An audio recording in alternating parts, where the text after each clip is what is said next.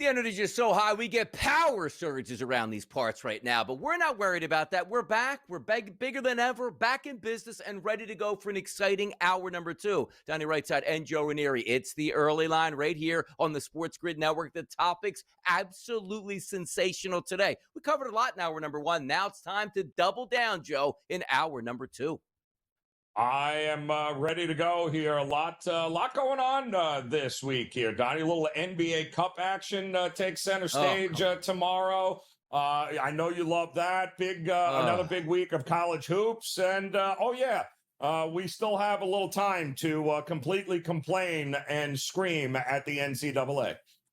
By the way, a bigger waste of time, Joe, bowl season itself or the NBA Cup? What's your answer on that one? Oh, I think the NBA Cup.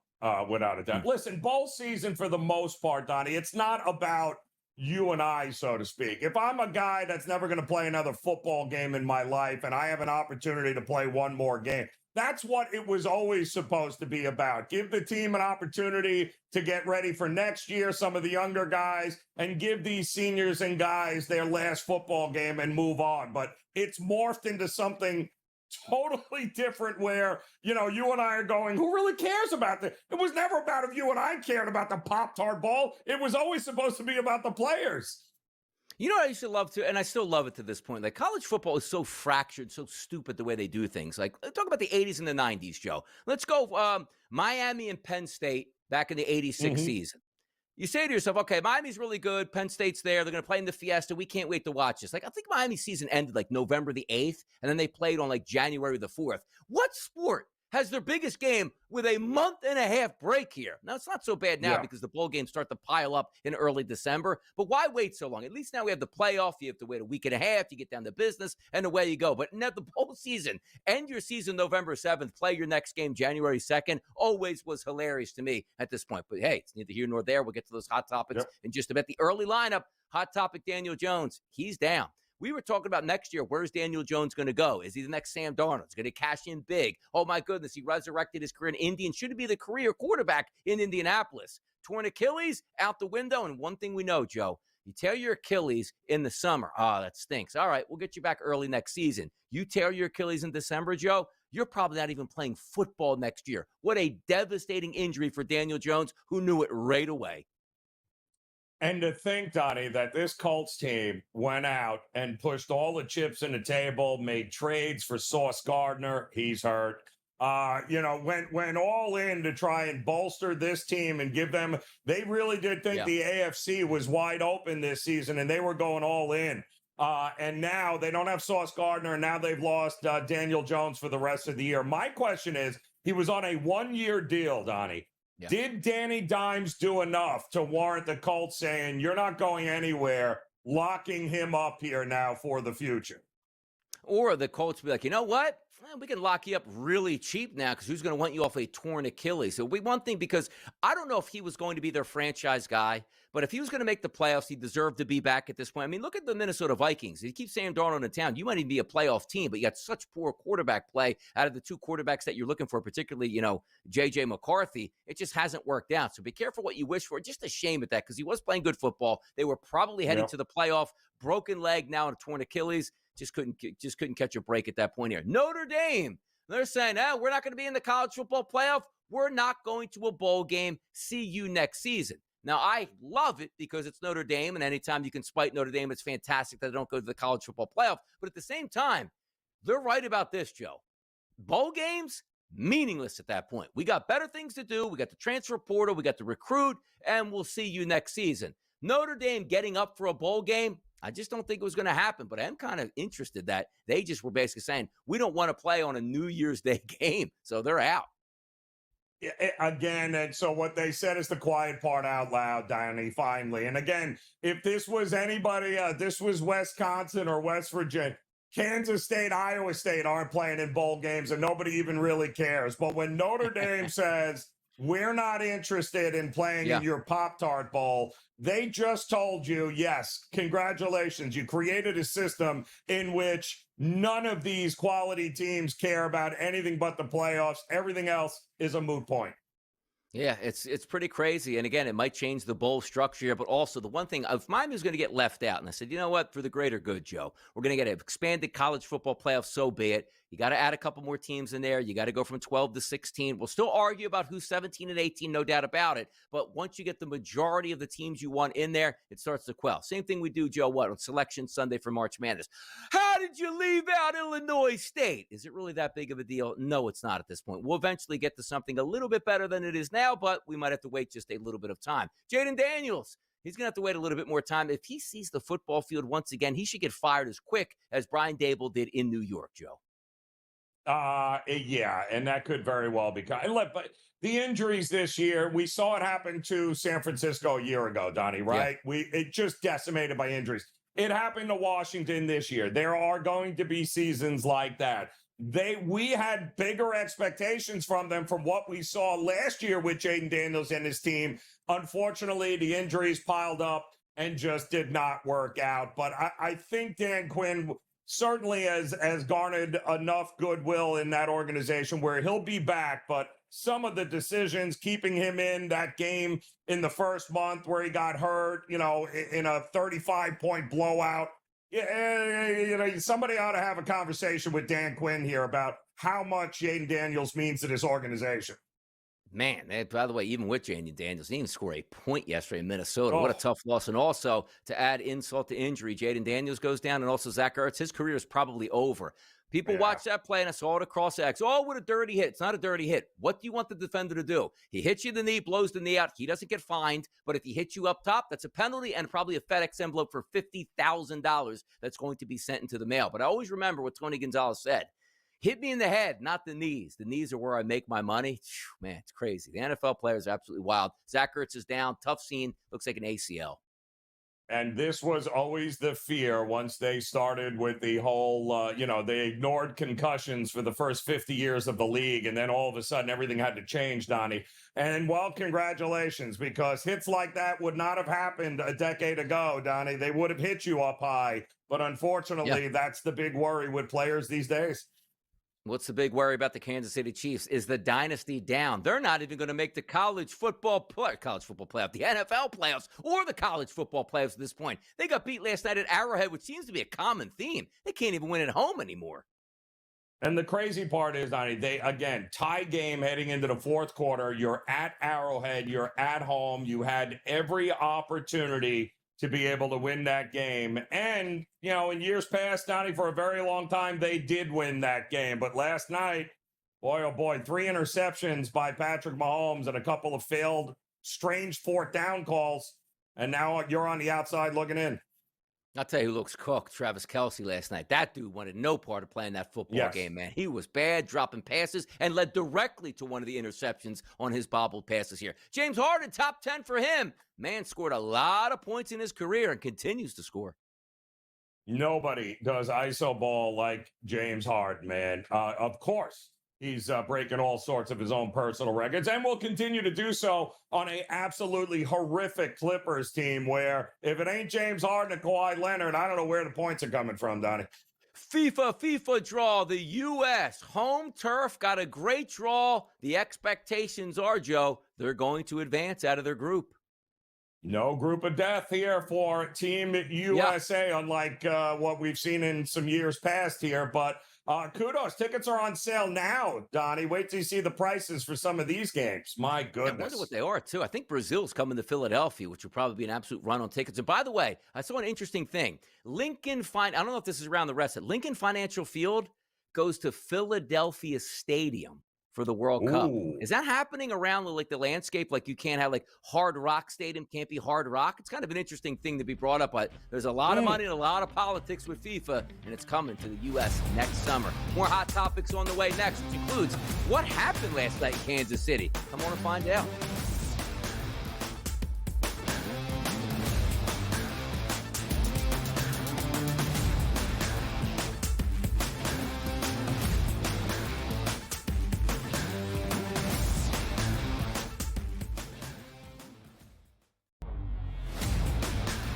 Just can't quit Josh Allen. He's at a 16% chance. And then the Baltimore Ravens. Don't count Lamar out. The Indianapolis Colts and Daniel Jones and Shane Steichen. And then there's those Kansas City Chiefs. But I got to tell you, Joe, you see how we're going lower and lower on this list right here? I'm telling you, a nice little wild card down there.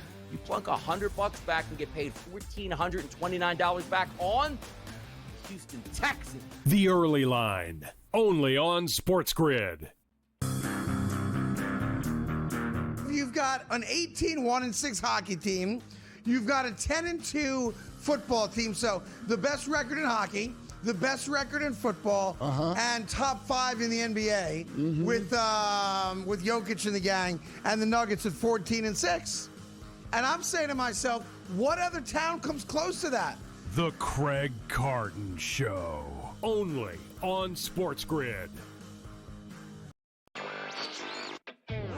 You then had a sensational game with the Bears and the Eagles. Who knew how great the Bears were in terms of blowing out the Eagles and maybe having the NFC race go topsy-turvy. And then you also had the 2 NBA games. So it was a big win, I thought, for Amazon for their first ever really big Black Friday day. And I think it's something you're going to see them doing now forever on that Black Friday.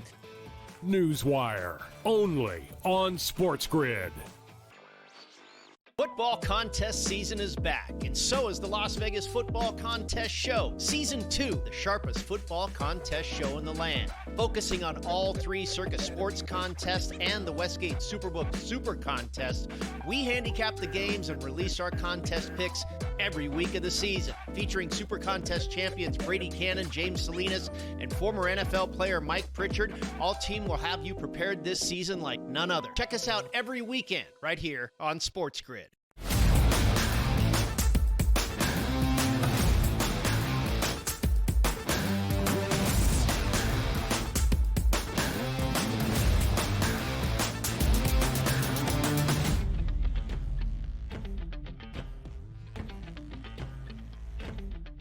The death of a dynasty. Did we see that last night? The Kansas City Chiefs took on the Houston Texans, and it just felt like every week we talked, Joe, about the Kansas City Chiefs in a must-win to save their season environment and just not winning enough of those games. 20-10 final. The Houston Texans come away with a victory. This game was tied entering into the fourth quarter. 10 points for the Texans, none for the Chiefs. That was their doom. But also understand this. You can be the greatest quarterback, the most talented quarterback, the best head coach that we've ever seen. If you don't have an offensive line, your offense cannot work. Patrick Mahomes last night, Joe, 14 of 33, 160 yards, no touchdowns, 3 interceptions. An incredible stat line for one of the best to ever play.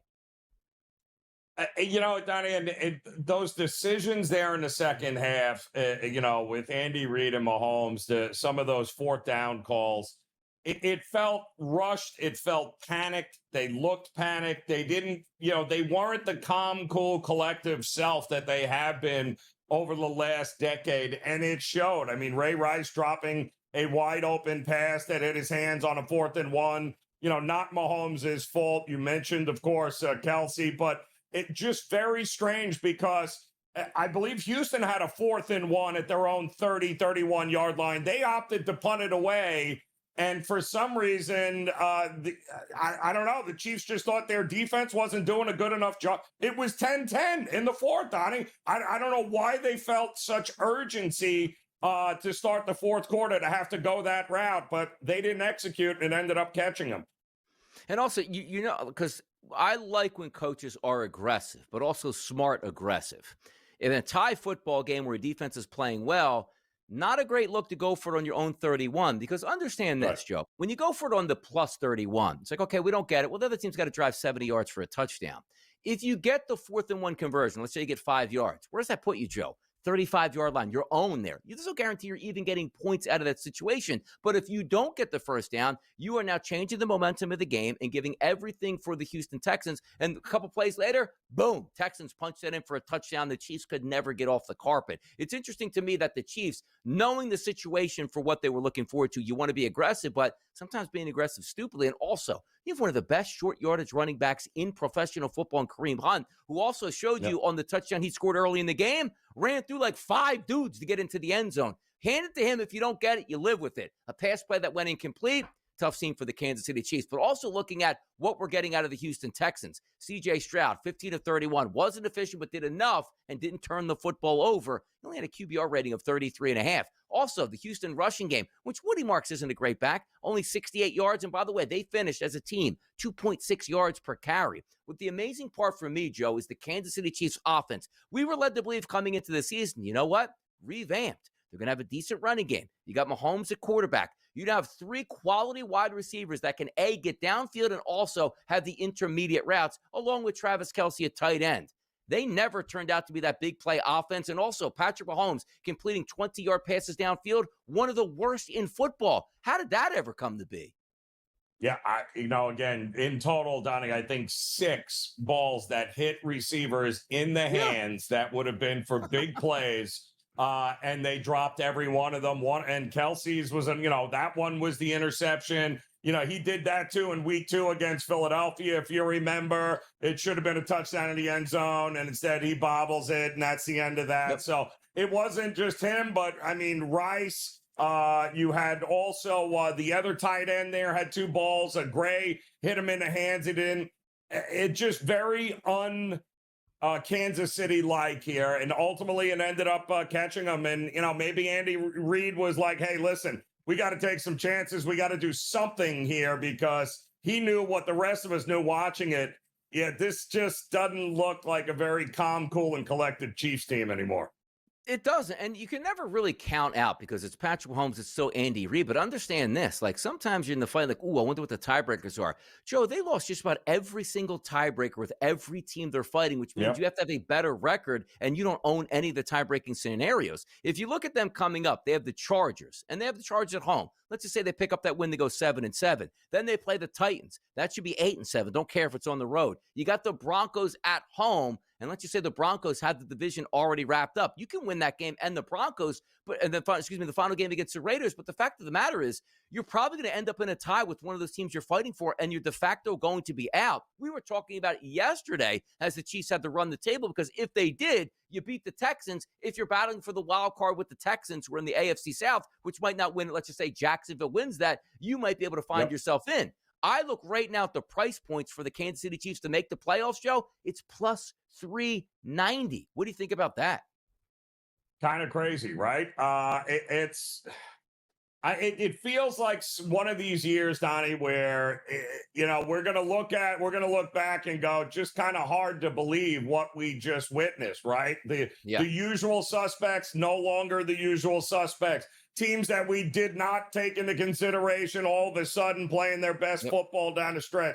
Yeah, this is the kind of season, Donnie, where, to your point, you can make pretty good odds and pretty good money if you get the right team at the right time. Absolutely. And by the way, the right team at the right time yesterday, Joe, we had a 33.5 total that was coming to you live from Cleveland yesterday against Tennessee. That game turned into a shootout. Even though, Cam Moore didn't really participate in the shootout, they got the victory there. But Shedeur was making big-time throws after big-time throws. And answer me this question, Joe. Why are we taking Shedeur Sanders out on 2-point conversions or short yardage situations? If your goal is to evaluate what he can do in a big moment in the football game, then you run like a reverse play that looks ridiculous and nobody knew what was happening. I don't know what Stefanski is doing, but Shedeur should have been in on that 2-point conversion. What are we doing?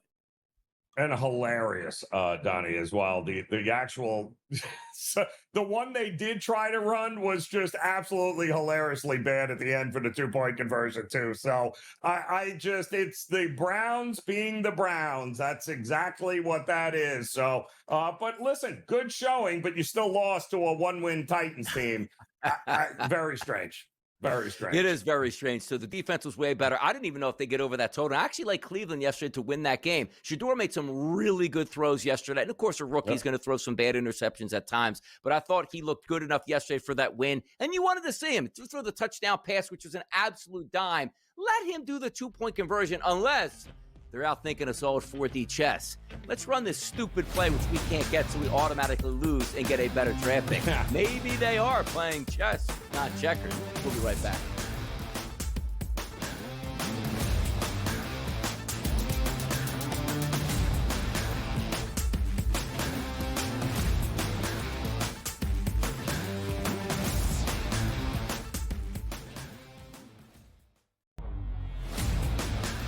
just can't quit Josh Allen. He's at a 16% chance. And then the Baltimore Ravens. Ooh, don't count Lamar out. The Indianapolis Colts and Daniel Jones and Shane Steichen. And then there's those Kansas City Chiefs. But I got to tell you, Joe, you see how we're going lower and lower on this list right here? I'm telling you, a nice little wild card down there.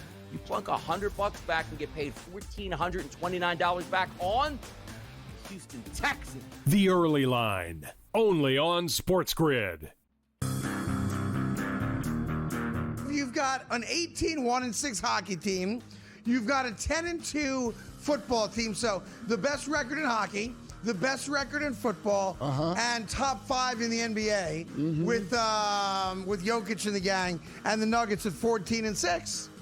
And I'm saying to myself, what other town comes close to that? The Craig Carton Show, only on SportsGrid. You then had a sensational game with the Bears and the Eagles. Who knew how great the Bears were in terms of blowing out the Eagles and maybe having the NFC race go topsy-turvy.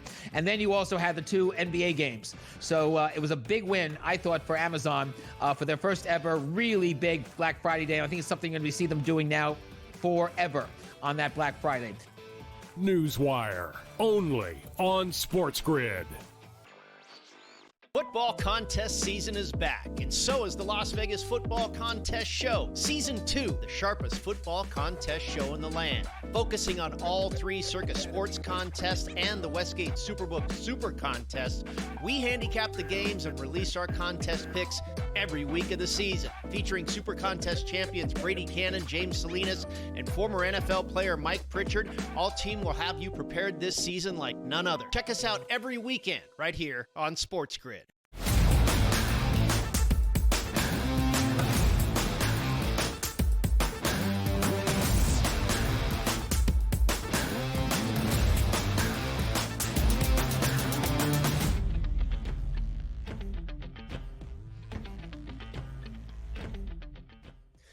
Predictive markets are fun. Kalshi markets are fun. Let's have some fun here on a Monday and get to some of those bigger topics, Joe. On Saturday, myself and Joe Lisi, we talked about these Kalshi markets. And when did you want to buy in on the college football playoff winner? Joe's been very high here on Georgia. So we were asking the question before that SEC championship game, if you want Georgia, take them. If you figure they win that game, they'll improve their standings. And also on the overall look in the eyeball test, they would pass it, Joe. It just turns out they're up 6% on their chance since that game on Saturday to 18%. Now, the question was going to be, how impressive is Ohio State, Indiana? And, Joe, as we know, it's when you buy in. Do you buy the dip? Because Ohio State is in a little bit of a dip right now. They're down 7% on their chance. A live look is at 31% to win the college football championship. A $100 wager, Joe, would return $323. Ohio State, are you buying the dip, Joe, here?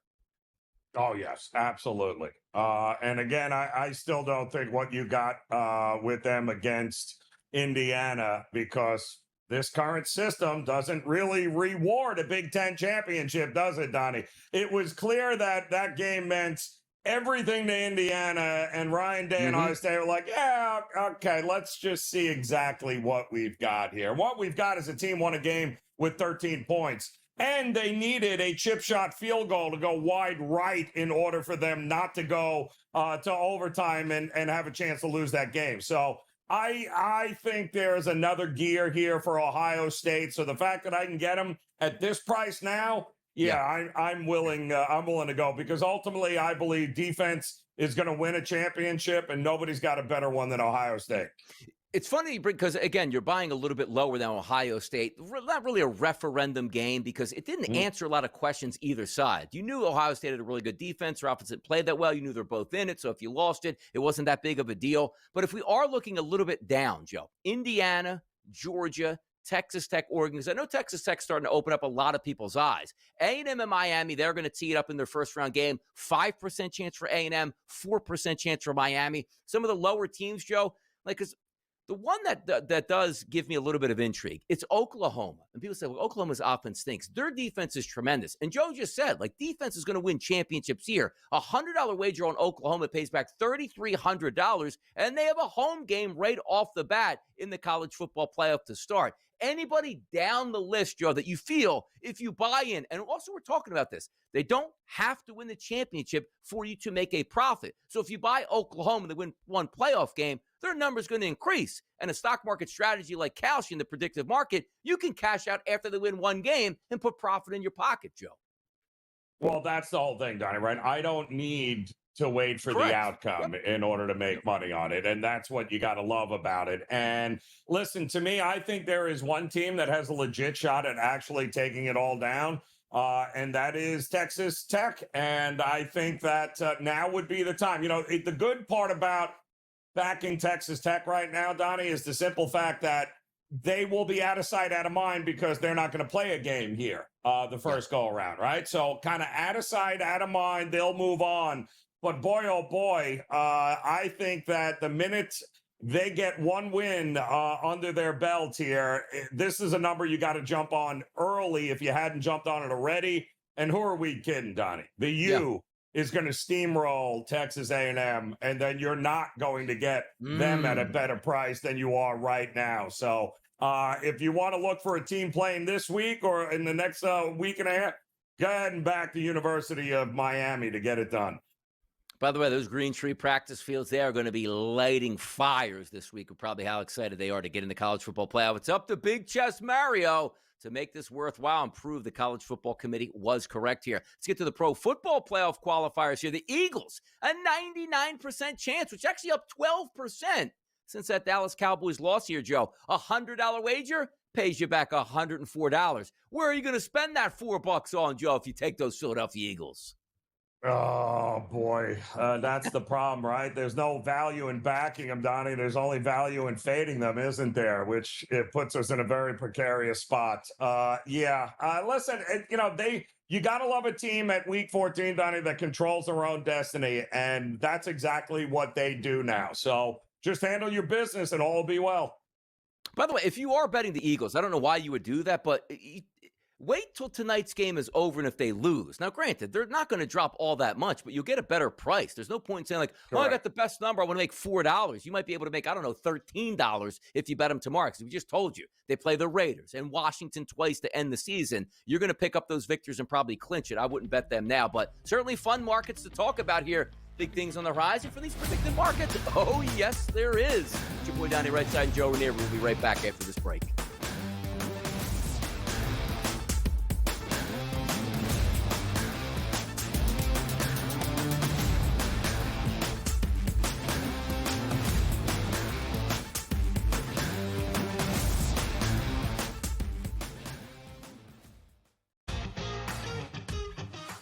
Nobody bats 300 anymore because the value of hitting a fly ball, which could eventually become a home run, is so much more valuable. It's when the shift in the NBA went from 2-pointers to 3-pointers. Well, if I can make 40% of my threes, I'm just going to jack threes all over the place. There's more value in that.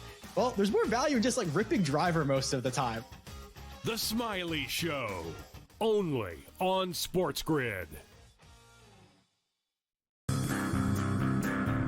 Ole Miss got left at the altar, and Ole Miss decided I'm either going to let her continue to embarrass me or I'm going to have some self-respect and kick her ass out the door and lock it behind her and not let her back in. And that, for me, is the right thing to do. Lane Kiffin had the right to leave. Yep. He chose to leave. I wish you the best of luck. Not really. The Craig Carton Show, only on SportsGrid. Take a look at it and say, all right, well, can they do this? But the one thing I know, every year I love the SEC championship game. Like this year, we're going to get a pretty good treat in the Big Ten because you have Indiana and Ohio State. But every single year, it's never like I don't have to watch that, because the reason I bring that up is there's a game that's going to be on 8 o'clock that probably should just be played at midnight or 1 a.m. The ACC championship game. Like, things are not the same. The Early Line, only on SportsGrid.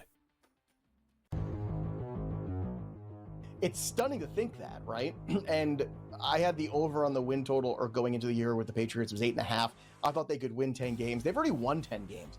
And that is a stunning turnaround, to go from worst to first here. And they're not the only team that could do it. The Jaguars could do it too. They are right on that precipice here if they handle their business against the Titans the next couple weeks and, at least split between the Indianapolis Colts those two games. Fantasy Sports Today, only on SportsGrid.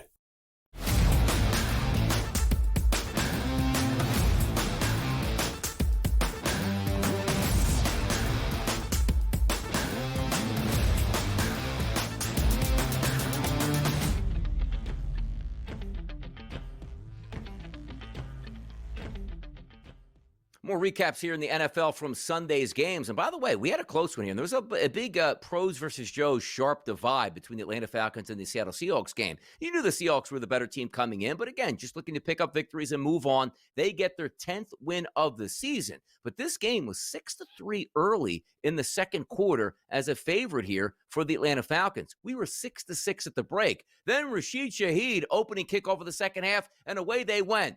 31-3, Joe. The Seahawks outscored the Falcons in the second half in a blowout victory. I mean, the Falcons are just terrible. I don't know what to. They got bulldozed at home. Raheem Morris, I don't get it. I think he's lost 18 of his first 30 games here as the coach of the Falcons, and they were officially eliminated along with my New York Jets, I think Washington and the Browns yesterday. Shocker. That it took this long. That's the only thing I was a little shocked about. But this is not a good team, and it doesn't make a difference. Kirk Cousins, it doesn't make a difference who you put under center.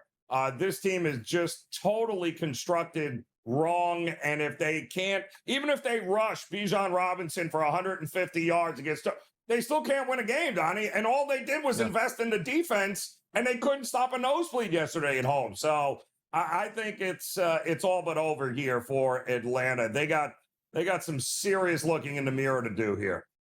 Seems like every year they're trying to retool, and this was the like, hey, we're going to go invest on defense. We got a defensive head coach. They can't stop anybody. They can't score on offense. Yes, I know Penix is down. He wasn't lighting the world on fire, and you also have Drake London down, but no excuses for losing just about every single week in a division you probably should have competed for. How about this division, Joe? The AFC South. We had a monster game yesterday where two teams showed up on the field with 8 wins. One team left with 9. That was Jacksonville. They scored 36 points in a 36-19 victory. Trevor Lawrence, 17 of 30, 244, 2 touchdowns, no interceptions, a QBR of 82.7. Liam Cohen has this offense absolutely humming right now, and they take down the Colts, who lost Daniel Jones in the process.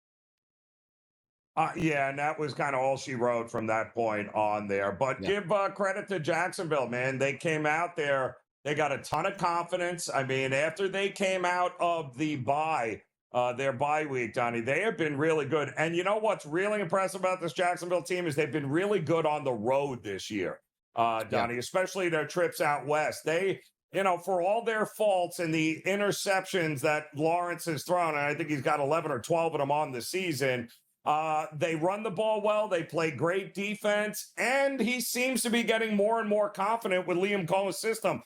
So Jacksonville, all of a sudden, listen, somebody's got to win that division, and maybe we're sleeping on the Jacksonville Jags here, and we shouldn't be. Maybe we are. Let's hear from Liam Cohen, Mr. Duval right now. When you have a team that feeds on disrespect, how does that continue to go when maybe the respect starts to come, which might be where you are right now? I don't know if we'll ever really get it. So that's the beauty of it. It ain't coming. You know that. It's not. So, and that's the beauty of it. And that's totally fine. And, it's one of those things that I think the group right now, Houston was good for us. I do believe that. The end of Houston was good for us. And to know that each game is going to be a 60-minute football game, and our mindset and mentality has to be that way. And when you get into December and you're going to go play some really difficult games on the schedule coming up, and everyone counts. Trevor just said it. Everyone is exactly the same right now moving forward for us. And very proud of these guys getting the 9 wins, but a lot of work to be done. By the way, I don't know. What do you mean disrespecting the Jags? Who's disrespecting the Jags at it? Who's even trying to disrespect the Jags, Joe? I don't know that it's disrespect. It's just we're looking at Jacksonville like, they want but there's no excitement. Like Jacksonville might actually have turned a corner here and might very well be the sleeper that nobody's talking about. And they could be. They run the ball well. They play great defense, and they have a quarterback that can sling it. So, maybe we're not giving them enough credit. I don't know. It's disrespect. I just don't think they're getting enough credit. I'll tell you, yesterday, a lot of people liked the over in the Commanders-Vikings because it was like, okay, the Vikings, if they're going to score any points, it's got to be against the Washington Commanders. J.J. McCarthy threw 3 touchdowns. If I would have told you before the game the Vikings scored 31 and the game stays under, you'd be like, what? What the heck happened here? I thought Jaden Daniels was coming back. Yeah, he did, and he got injured. The Commanders didn't score a single point yesterday. McCarthy's 3 touchdowns. The Minnesota rushing attack, 162 yards on the ground, good for 4.8 yards per carry. They smashed the Commanders, who they lose every single week, man. What happened to this franchise?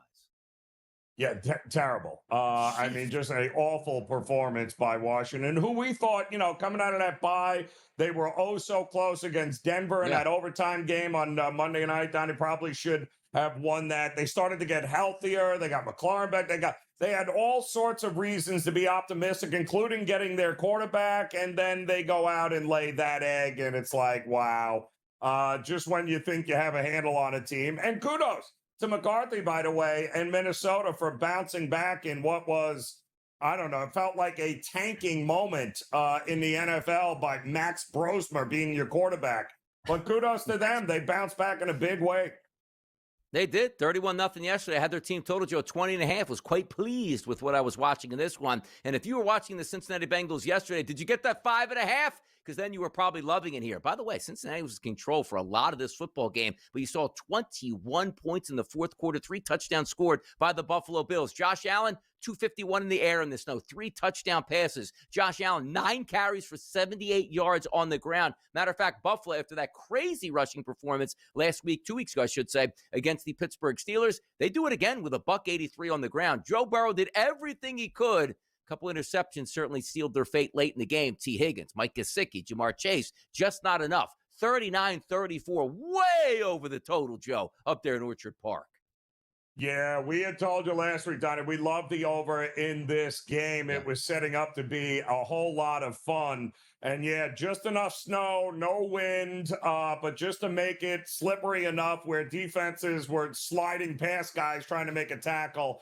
And listen, both of those teams, not exactly teams you don't want to have your footing with the weapons that they've got, namely, of course, Josh Allen in this second half. It always seems like it takes Buffalo a half to figure it out, right? Like they figured it out in a big way in the second half because it looked like runaway city for the Cincinnati Bengals and Burrow. Then the second half happened, and Josh Allen was like, all right, I got this. No more of this ridiculousness.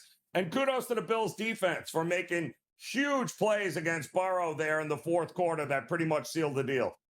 Fun game to watch it play out. And Josh Allen, 14-1 to win the MVP. He's actually not even in first, second, or third place right now. We'll see it play out. As Stafford's the favorite, followed by Drake May and also Jordan Love. What a pretty good performance yesterday. Typical Bucs game, right? Got to beat the Saints at home, take advantage, win that division. The Saints go down to Tampa and pull a victory away, 24-20. If you're watching their quarterback, the rookie for the Saints, Joe, he makes plays with his feet. He did that multiple times yesterday. I believe that's 4 or 5 now that Tampa has lost.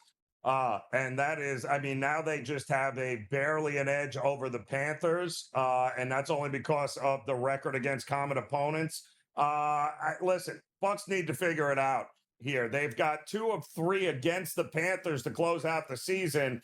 The Panthers have won 6 of their last 9, Donnie. This could be an epic collapse here of the Tampa Bay Bucs if they're not able to right this ship.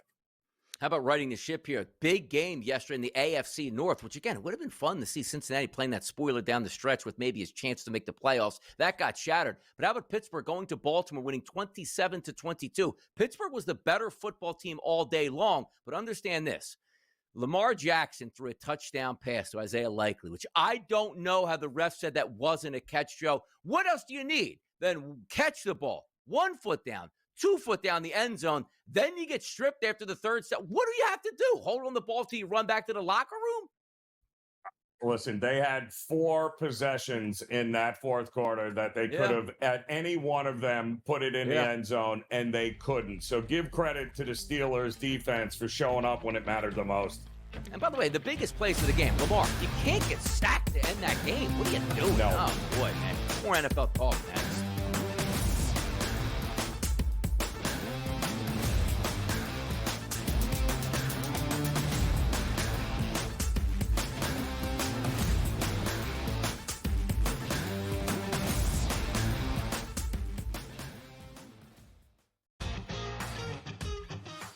Nobody bats 300 anymore because the value of hitting a fly ball, which could eventually become a home run, is so much more valuable. It's when the shift in the NBA went from 2-pointers to 3-pointers. Well, if I can make 40% of my threes, I'm just going to jack threes all over the place. There's more value in that.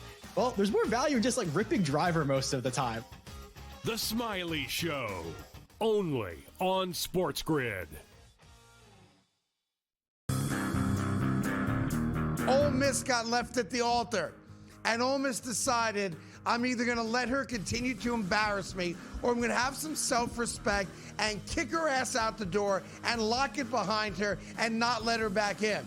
And that, for me, is the right thing to do. Lane Kiffin had the right to leave. Yep. He chose to leave. I wish you the best of luck. Not really. The Craig Carton Show, only on SportsGrid. You take a look at it, you say, all right, well, can they do this? But the one thing I know, every year I love the SEC championship game. Like this year, we're going to get a pretty good treat in the Big Ten because you have Indiana and Ohio State. But every single year, it's never like I don't have to watch that. Because the reason I bring that up is there's a game that's going to be on 8 o'clock that probably should just be played at midnight or 1 a.m.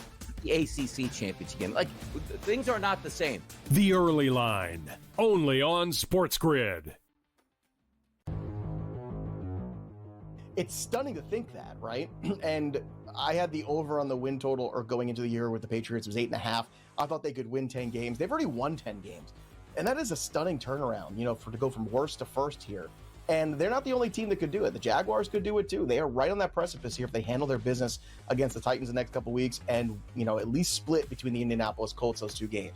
Fantasy Sports Today, only on SportsGrid.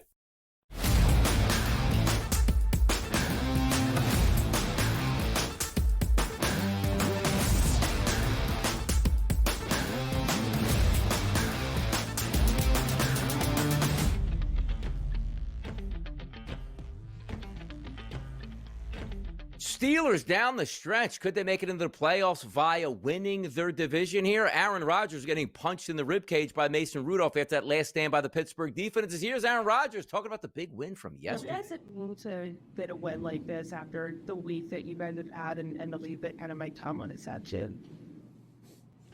Means maybe you guys would shut the hell up for a week. That's How about great. that? I mean, just a simple response, a simple answer right there to a question. Aaron Rodgers going to get that team into the playoffs here, Joe. What do you think? Yeah, a shocker. I mean, Mike Tomlin, he's got to go. He should go to Penn State. He should fire.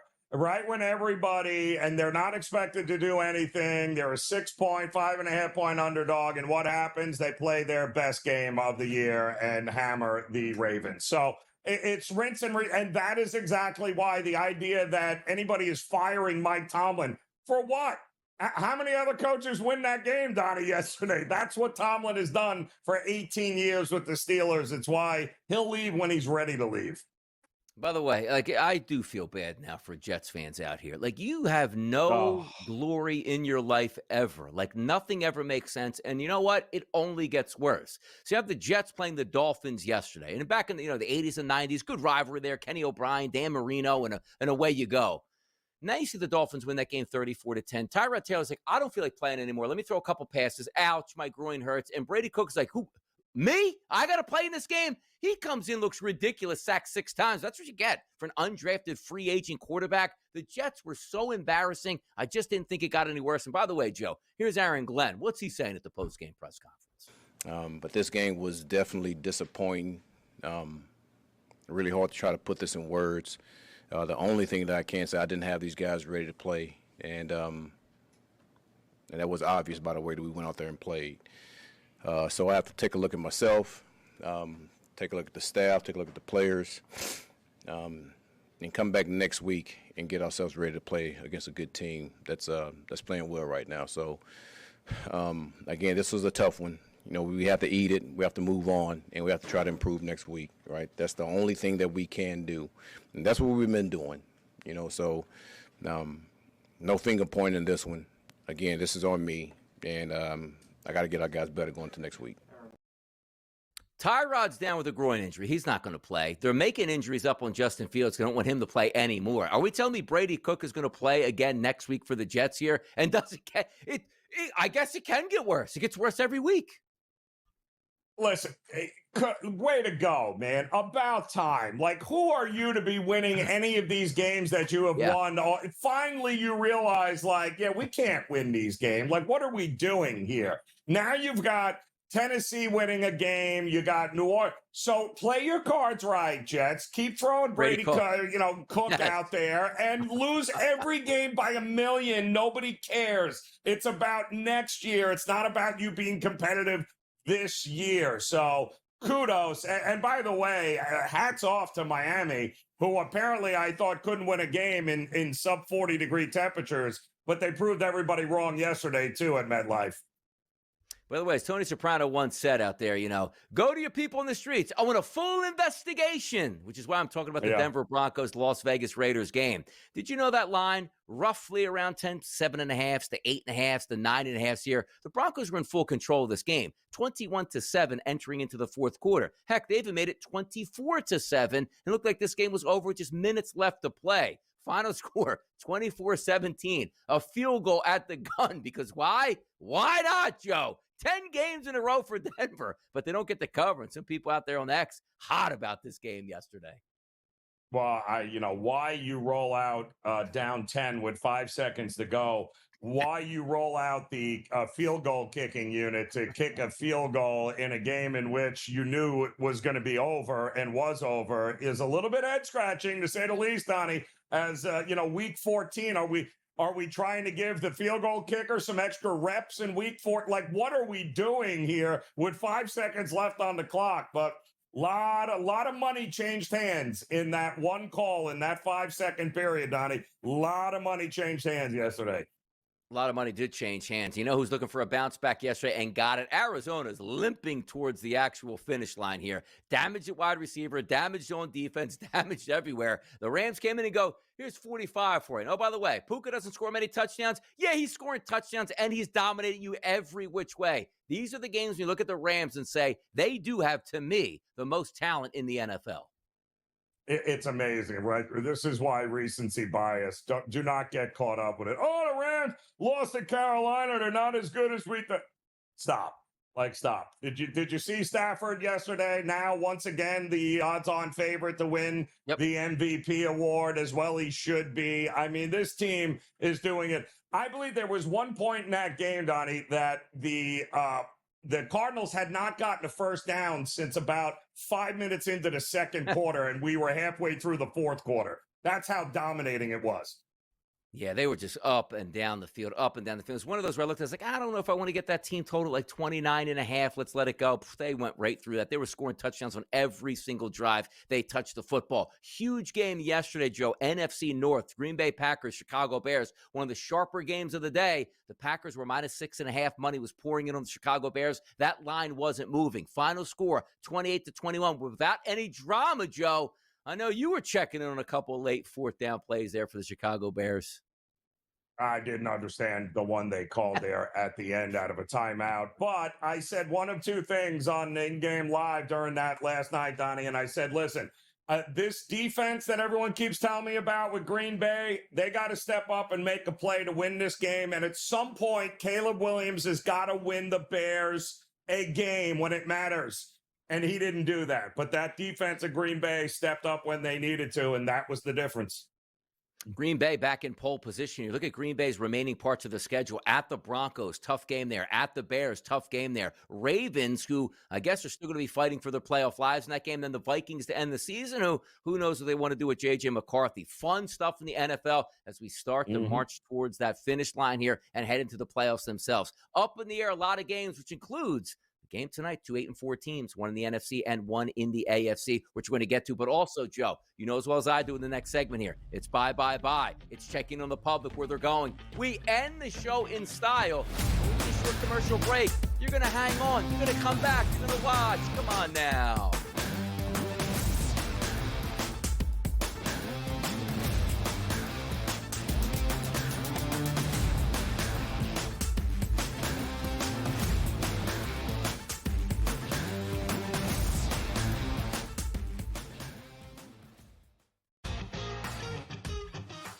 Nobody bats 300 anymore because the value of hitting a fly ball, which could eventually become a home run, is so much more valuable. It's when the shift in the NBA went from 2-pointers to 3-pointers. Well, if I can make 40% of my threes, I'm just going to jack threes all over the place. There's more value in that. Well, there's more value in just like ripping driver most of the time. The Smiley Show, only on SportsGrid.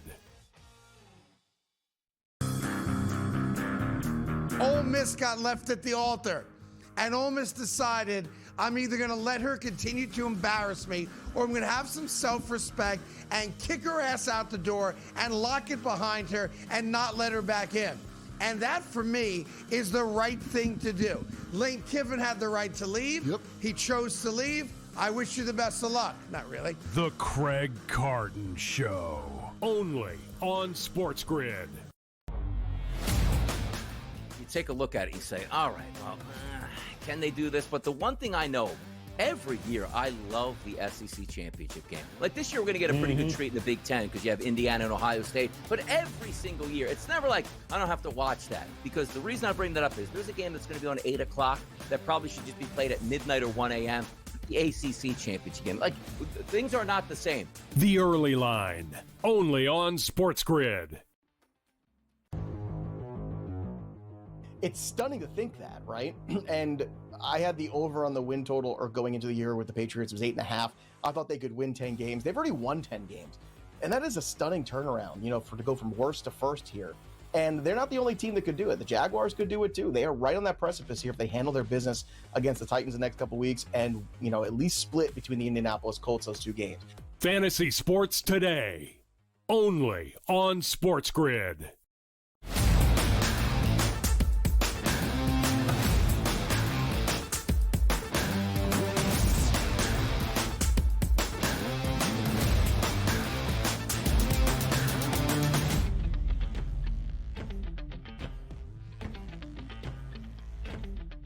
Fun show. Went by quick here. One more segment to go and a lot of hot topics. But also, sometimes you like to get some laughs and real takes on NIL and some of the doings that's going on in college basketball and the NCAA football landscape here. Here's Coach Cal. He's always got something good to say. Watch this.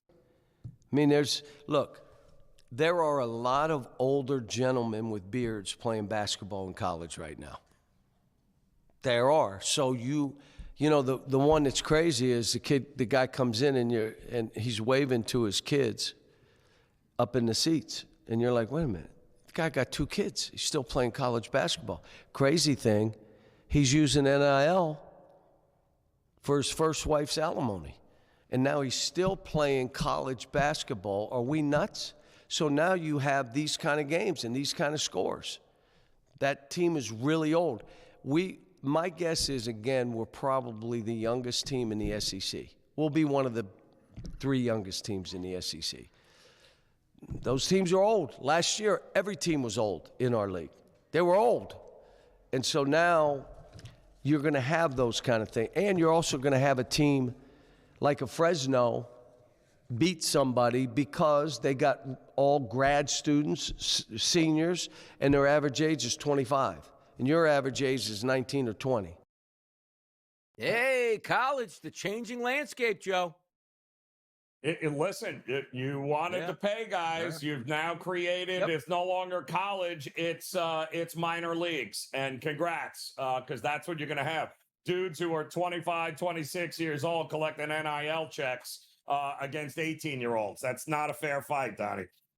By the way, also, Coach Cal cornered the market of I'm going to get the one-and-dones, the NBA guys. And now it turns out that's not the guys you want. It's the 27-year-olds here that have played 6 years overseas, which you could start to dominate. So, Coach Cal, switch up that MO. Stop going after the diaper dandies, baby, and get those aging veterans out of here. Now's the time of the show. We like to reach out and see what the public's digging on, Joe. Here's Fade the Public.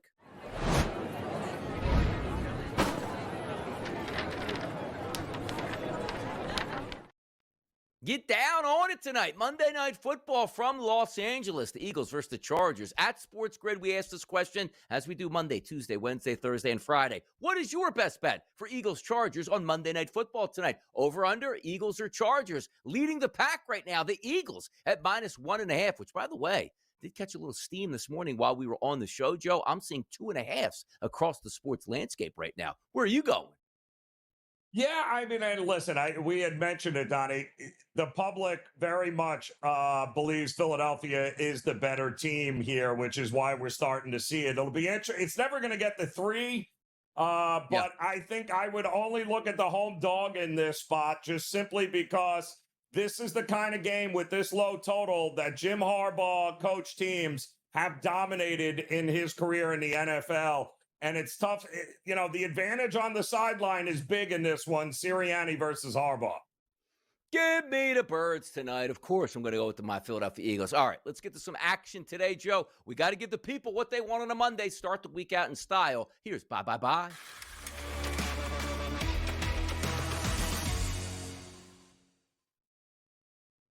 you people. Where are we going tonight, Joe? The world is yours. Monday Night Football on the ice, on the hard court. Where are we going?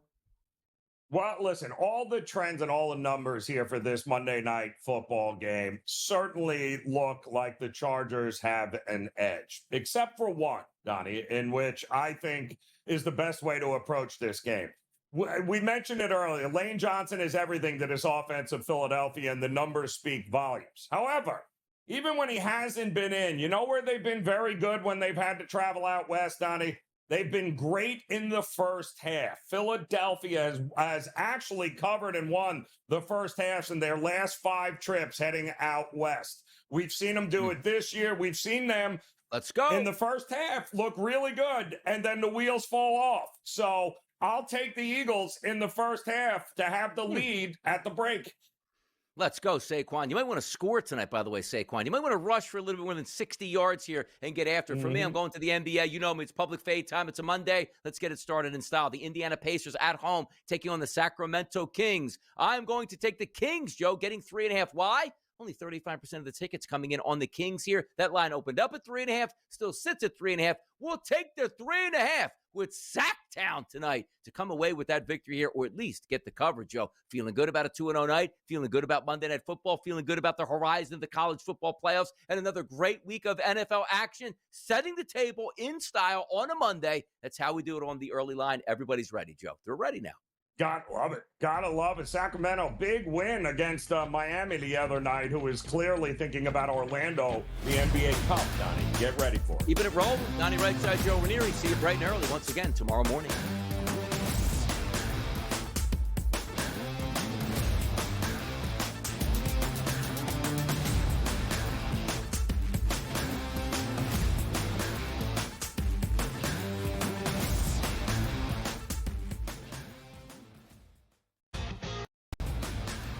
Just can't quit Josh Allen. He's at a 16% chance. And then the Baltimore Ravens. Ooh, don't count Lamar out. The Indianapolis Colts and Daniel Jones and Shane Steichen. And then there's those Kansas City Chiefs. But I got to tell you, Joe, you see how we're going lower and lower on this list right here? I'm telling you, a nice little wild card down there. You plunk $100 back and get paid $1,429 back on the Houston Texans. The Early Line, only on SportsGrid. You've got an 18-1-6 hockey team. You've got a 10-2 football team. So the best record in hockey, the best record in football, and top 5 in the NBA with Jokic and the gang, and the Nuggets at 14-6. And I'm saying to myself, what other town comes close to that? The Craig Carton Show, only on SportsGrid. You then had a sensational game with the Bears and the Eagles. Who knew how great the Bears were in terms of blowing out the Eagles and having the NFC race go topsy-turvy. And then you also had the 2 NBA games. So it was a big win, I thought, for Amazon for their first ever really big Black Friday day. I think it's something we see them doing now forever on that Black Friday. Newswire, only on SportsGrid. Football contest season is back, and so is the Las Vegas Football Contest Show. Season 2, the sharpest football contest show in the land. Focusing on all 3 Circa Sports contests and the Westgate Superbook Super Contest, we handicap the games and release our contest picks every week of the season. Featuring Super Contest champions Brady Cannon, James Salinas, and former NFL player Mike Pritchard, all team will have you prepared this season like none other. Check us out every weekend right here on Sports.